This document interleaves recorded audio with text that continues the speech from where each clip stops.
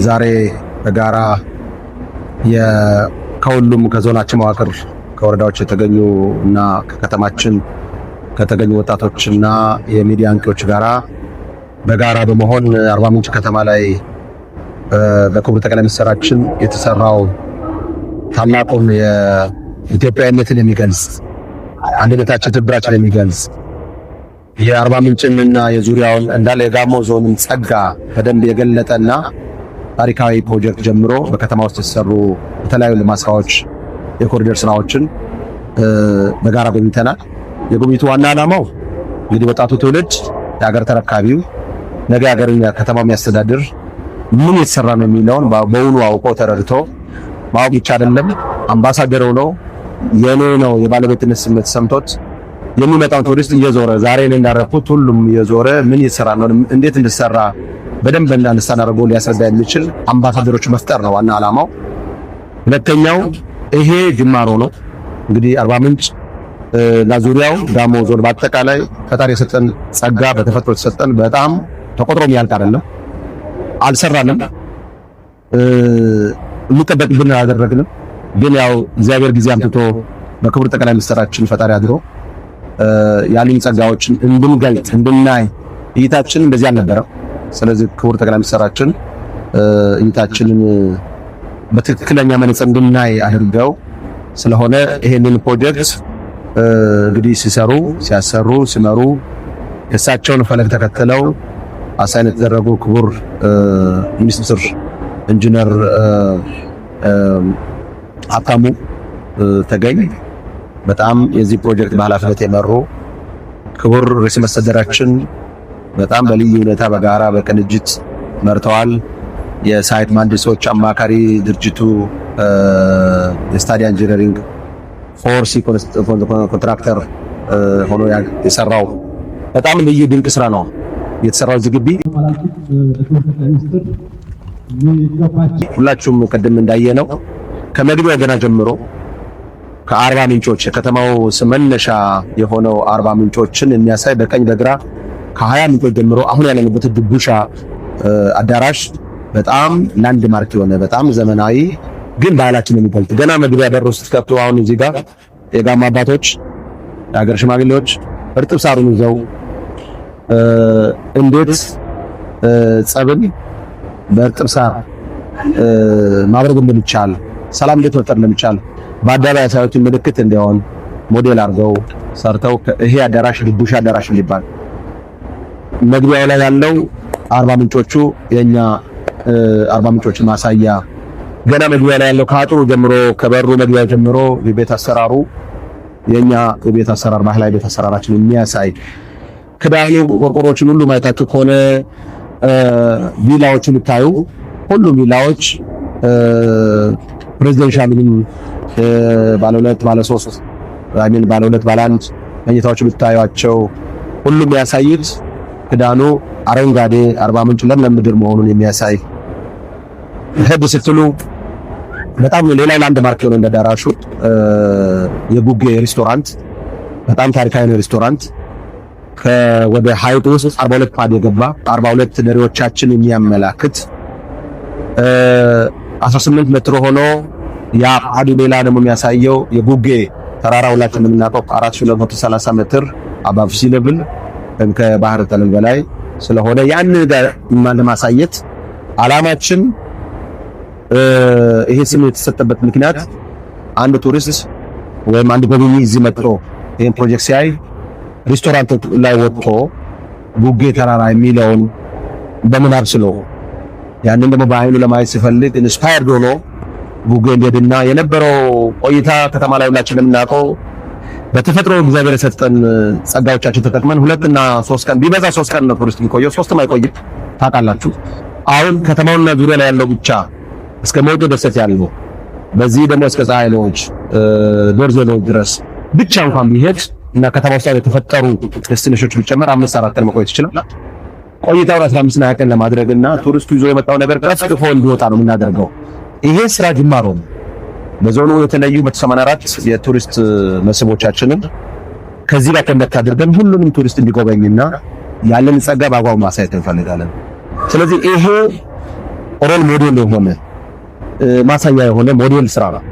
ምክንያቱም አርባ ምንጮች አሉ፣ ወንዙ አሪ ወንዝ አለ፣ ሐይቁ አባይ አለ፣ ጫካው አለ ግቢ ውስጥ ተራራውን አሁን ጉግል ሪስቶራንት ላይ ተቀምጠን ስናይ እዛ 360 የሚሽከረከር ባር አለ። እዛ ባር ላይ ጉግል ላይ ስታዩ ሙሉ ተራራው ዙሪያ እናያለን። ያሉ ጸጋዎችን እንመለከታለን። ቅድም አይታችሁ ከሆነ ፕሬዚደንሻል ቤቶች ሁለቱም ስያሜ ያላቸው አባይና ጫሞ ይላል በቀኝ በግራ። በመሃሉ ደግሞ ትልቅ ለሁለቱ ኮመን ስፓ ጂም አለ። ኤግዘርጂ ምልክት ነው። ባጭሩ እዚህ ግቢ ውስጥ መጣችሁ በዞኑ በከተማው ዙሪያ ያሉ ጸጋዎች ሁሉ የተገለጡበት ሙዙን ታገኛላችሁ፣ ፍራፍሬውን ታገኛላችሁ፣ እንሰቱን ታገኛላችሁ። እዚህ ግቢ ውስጥ ማይገኝ ነገር የለም። ይሄ ዋናው ሐሳቡ ምንድነው? አንድ ቱሪስት አንድ ጎብኚ እዚህ ግቢ መጥቶ እዚህ ውስጥ ያሉ ነገሮች ሲያይ አርባ ምንጭን በደንብ ያያል፣ ጋሞ ዞኑን በደንብ ይረዳል። ከዛ በኋላ የሚያስበው ሄዶ እያንዳንዱ ቦታ ማየት ቴስት ማድረግ ይፈልጋል። ያንን ኢምፕሬሽን መፍጠር ነው ዋና ዓላማው። ይሄን መሰለ ታላቅ ግራንድ የሆነ ፕሮጀክት ምናልባትም ገበታ ለሸገር በከተማ በአዲስ አበባ ከተማ የተጀመረው ያደገ ገበታ ለሀገር ተብሎ ሌሎች በተለያዩ ቦታዎች ተሰርተው አሁን ደግሞ እናንተ ለወጣቱ ለቀጣይ ትውልድ የሚሻገር ገበታ ለትውልድ ተብሎ ስያሜው ሲሰጥ ራሱ ሲያድግ ከተሰሩ ገበታ ለትውልድ ፕሮጀክቶች የአርባ ምንጩ በጣም በአይነቱ ለየት ያለ ነው። ለፋይናንሻል አቅሙም ከፍ ያለ ከፍተኛ ወጪ የወጣበትን ነው። ጸጋውን በደንብ ያሳየ ነው። ጸጋው እዚህ እንግዲህ የሌለ ነገር የለም። ተራራው፣ ወንዙ፣ ሁሉም ነገር የሚያሳይ ታላቅ ፕሮጀክት ነው። እንግዲህ ይሄንን ስጦታ ለህዝባችን፣ ለክልላችን፣ ለሀገራችን የሰጡ ታላቅ መሪ የሰጠን አምላክ በቅድሚያ የተመሰገነ ይሁን።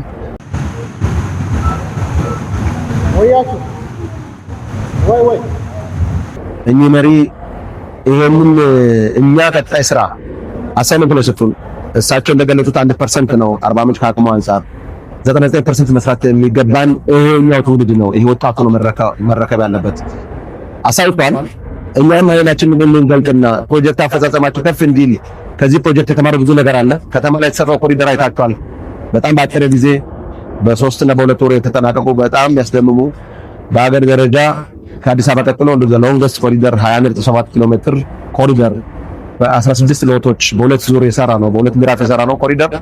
እንደዚህ ብሎ የተሰራ ሳይሆን የመደመር እሳቤ በደንብ የታየበት የህዝብ ትብብር እዚህ አሻራ ያላኖረ የለም። ወጣቱ በጣም ብዙ አሻራ አኖሯል። ሰላሙን በማስከበር ሌሊት ከተማ በመጠበቅ ልማት ላይ በመሳተፍ በጽዳቱ በሁሉ ነገር ተሳትፏል። ኮንትራክተሮቹ ውል ሳይገቡ የኔ ከተማ ነው የሚሰራው ብሎ በራሱ ተነሳስተው የኔ ስራ ነው ብሎ ነው እንደ ቤቱ ነው የሰራው። ህዝቡ ለሚሰራው ራት ሲያቀርብ ነበር። እንግዲህ ገበታ ለትውልድም በትብብር የሰራው ከተማ ላይ የተሰራው በትብብር ነው። የሁሉም አሻራ ያለበት ነው። ይሄ ስራ የሚያሳየው ይሄ ዘመን የከፍታ ዘመን መሆኑ ለአርባ ምንጭ ብቻ ሳይሆን ለኢትዮጵያ፣ ለጋሞ፣ ለሁሉ ለክልላችንም የከፍታ ዘመን እንደሆነ መጠቀም የኛ ኃላፊነት እንደሆነ ለዚህ ደግሞ ይሄ ወጣት ይሄንን በደንብ አንስተን አድርጎ የተሞከረው የታየው ከተማም እዚህ ኮሪደር ላይ እንደገና ደግሞ ገበታ ለትውልድ የታየው ኢምፕሬሽን የሚፈጥር ብዙ ስራ እንደሚጠበቅ ይሆን ስለሆነ አይ ቲንክ ይሄንን ያየ ወጣት እንቅልፍ ይወስዳል ብዬ አላስብም። ማናችን ብንሆን ተኝተን እናገር ጊዜ አይደለም። ሁላችንም ተባብረን ተቀናሽተን ይሄንን 1% ወደ 100 ማድረስ ይጠበቅብናል። በአንድ ጊዜ ላይ እናደርገው እንችላለን። በትውልድ ቅብብሎሽ ግን የምናሳካው ነው። መንገዱ ተከፍቷል፣ አይተናል። ከዚህ በኋላ ወደ ኋላ መመለስ ይባል ነገር የለም። ስለዚህ አሁንም ያለው ስሜት ሁሉም ጋር ይሄ ነው ያምናለው።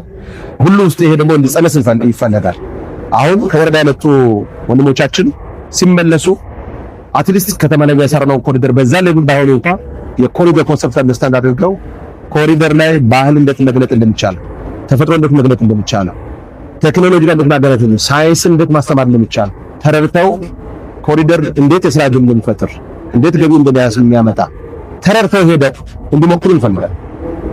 እኛ ደግሞ ገበታ ለትውልድ ያየነው ፕሮጀክት አርባ ምንጭ ላይ ሌሎች እንድትመሰረት ፕሮጀክቶች ጸጋዎቻችን የሚበልጡ ፕሮጀክቶች እንሰራለን። ኮሪደር ላይ ታውቃል። በእያንዳንዱ ኮሪደር ሎት ላይ ጸጋዎቻችን ይታያሉ። የፍሩት ኮሪደር፣ የፊሽ ኮሪደር፣ ስፖርት ማዘውተሪያ በስፖርት እንታወቃለን። ማዘውተሪያዎቹ፣ ፓርኮች፣ ሁሉ ነገሮቹ ጸጋ የሚገልጡ ናቸው። ይሄ አቅም አለን፣ ይሄ ጸጋ ለሚሉ እነኛቸው ነገሮች ሁሉ የሚያሳይ ነው። ምናልባት ሲያልቁ ብታያቸው ብዙ ነገሮች አሉ። ቀጣይ የሚመጡ ነገ በጣም ብሩህ ነው እናምናለን። መንገዳችን ትክክለኛ መንገድ እንረዳለን። የሚፈለገው ከኛ ከልጅ ትብብር ነው፣ አንድነት ነው።